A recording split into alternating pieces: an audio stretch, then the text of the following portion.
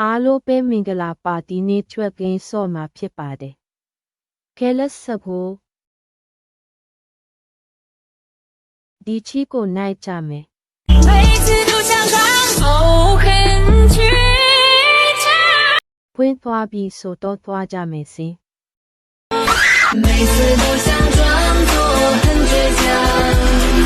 但是前面自己却缴械投降因为爱你每次都想抓每次都想抓စပလိုပဲလန့်လိုက်တာကြွက်ရဲ့